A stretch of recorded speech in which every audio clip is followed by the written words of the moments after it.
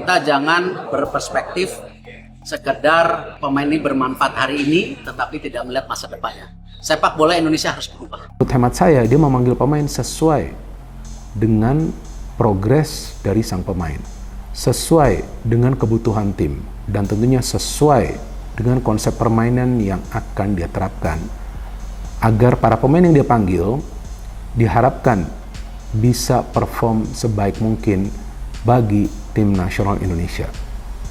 Jadi segala bentuk keputusan dari Sintayong untuk memanggil atau mencoret pemain itu adalah untuk kebaikan dari timnas Indonesia. Dan kita juga, saya pikir dalam hal ini tidak bisa juga berspekulasi tentang apa yang sebetulnya terjadi antara Elkan Bagot dengan Sintayong, sehingga untuk saat ini dia memang tidak dipanggil lagi untuk membela timnas Indonesia. Walaupun seperti yang sama-sama kita ketahui, ya dia juga merupakan salah satu pemain yang berkualitas. Tapi selain itu juga kita harus pahami bahwa hanya sang pelatih yang tahu pemain seperti apa yang dia butuhkan. Dan juga kita harus pahami lebih lanjut bahwa sekarang pilihannya sudah lebih dari cukup di lini pertahanan. Karena ada juga Nathan Choaon yang bisa bermain di defense. Ada Jordi Amat yang kita tahu memang biasa diturunkan sebagai starter walaupun ya dia sering melakukan kesalahan. Ya tentu jika memang nanti kesalahan-kesalahan terus terjadi dari Jordi Amat, bukan tidak mungkin dia juga akan tergeser dari starting lineup. Maka itu saya harapkan juga para content creator FOMO atau yang tiba-tiba timnas jangan juga banyak berspekulasi. Karena kita perlu serahkan segala bentuk keputusan kepada Sintayong yang lebih paham daripada kita semua. Saya sebagai pengamat sendiri tidak bisa berspekulasi tentang apa yang terjadi antara Elkan Bagot dengan Sintayong. Meskipun banyak yang memang mengatakan karena Elkan Bagot tidak memenuhi panggilan pada saat timnas Indonesia U23 itu akan bermain di pertandingan playoff agar bisa lolos ke Olimpiade. Tapi kan tentu Elkan Bagot juga punya alasannya tersendiri. Jadi bukan artinya ya dalam tanda kutip dia membangkang untuk membela timnas Indonesia, enggak juga dong. Ya kan, dia yang memilih timnas Indonesia tanpa dipaksa oleh siapapun. Tampaknya Elkan Bagot ini akan semakin sulit atau mungkin sudah tidak bisa lagi bermain untuk timnas Indonesia karena pintunya itu sudah ditutup mungkin oleh Sintayong. Ya, tampaknya STY ini sudah mengesampingkan nama Elkan Bagot dalam pemanggilan timnas Indonesia. Entah masalah personal atau mungkin yang kemarin ya, masalah ketika dipanggil ke kualifikasi Olimpiade yang tidak diberi respon oleh Elkan Bagot. Jadi ya gue sih di sini netral, tidak mendukung siapa-siapa, tidak mendukung STY maupun Elkan Bagot. Jelas STY punya hak sebagai pelatih untuk memutuskan dia ingin memanggil pemain siapa. Ya asal inputnya nanti bagus, ya kan, itu dong, ya kan, fair dong. Kalau kita misalkan STY tidak mau memanggil Elkan Bagot, oke, gunakan pemain yang ada, padahal Justin Hubner dan juga Jordi Amat absen ketika menghadapi Arab Saudi. Nah, dengan pemain yang ada, ya show bahwa timnas Indonesia tetap bisa bersaing, tetap bisa bermain dengan baik. Nah, untuk Elkan Bagot ya, gue rasa kalau masih dilawan dengan ego, tidak akan ada namanya jalan keluar. Ya, jadi dia pun harus berpikir karena dia masih muda dan ya pasti dia juga pengen membela timnas. Jadi harus benar-benar ada jalan tengah, mungkin dari pihak PSSI atau apa, diketemuin, diomongin dengan baik-baik supaya benar gitu, supaya komunikasinya itu jadi nggak salah miskomunikasi. Ya itu berbahaya sekali. Jadi gue harap yang terbaik untuk kedua belah pihak dan semoga pintu dari Elkan Bagot tetap terbuka untuk timnas Indonesia. Ini laga penting, laga krusial karena tidak mudah untuk melakoni laga pertama, tetapi dukungan doa dari masyarakat Indonesia, netizen, penggemar sepak bola yang militan terhadap timnas kita ini akan terus menyertai menguatkan Jai Isyes dan kawan-kawan dalam pertarungan menghadapi tim Arab Saudi yang ditangani pelatih asal Italia Roberto Mancini. Banyak yang berbicara mengatakan, Bung, apakah ada penambahan pemain lagi untuk mengarungi pertandingan di bulan September?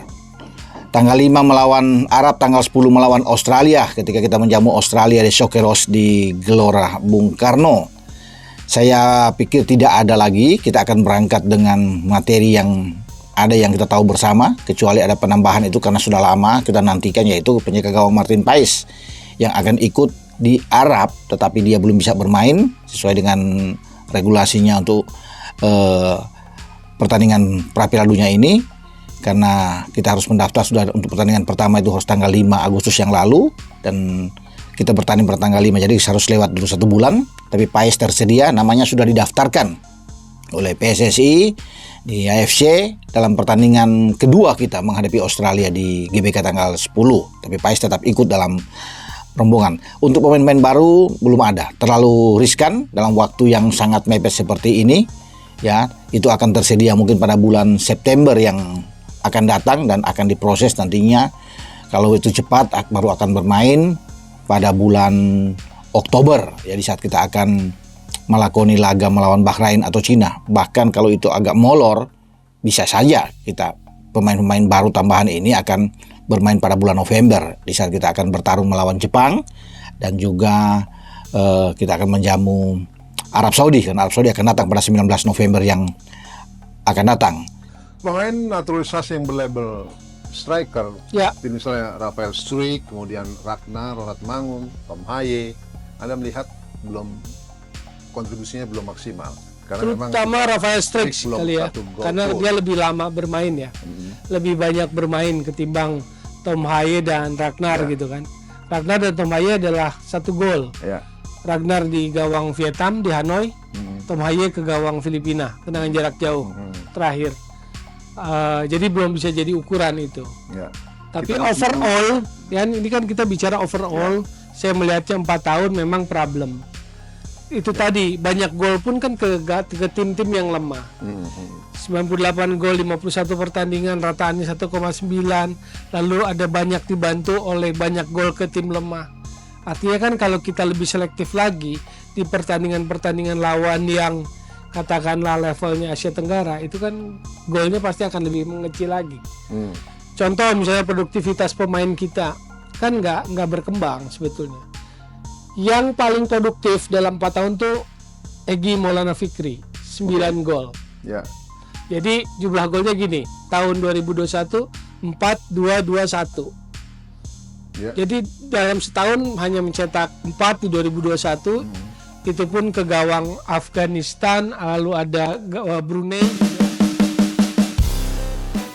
Sebelum lebih lanjut, jangan lupa tekan tombol jempolnya, sebagai tanda bahwa kalian cinta Timnas Indonesia.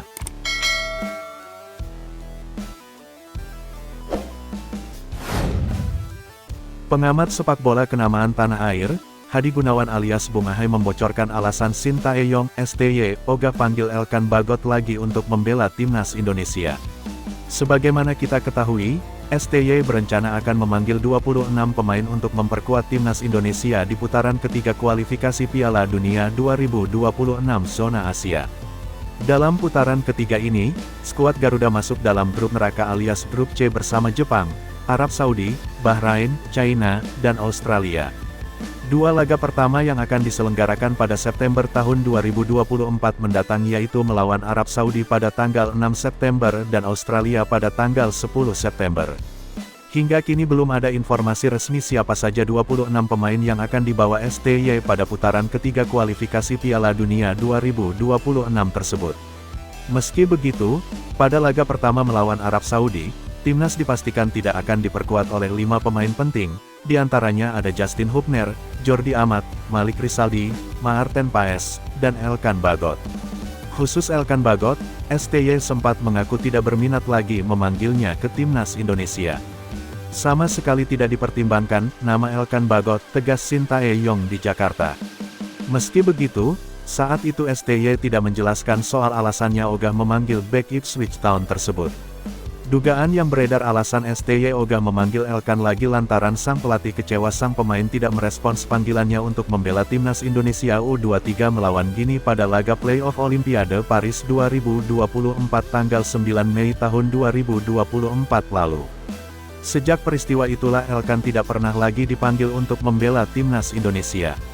Berdasarkan pantauan FIFA Bandung, Elkan terakhir kali terlihat memperkuat Timnas saat gelaran Piala Asia 2023 silam.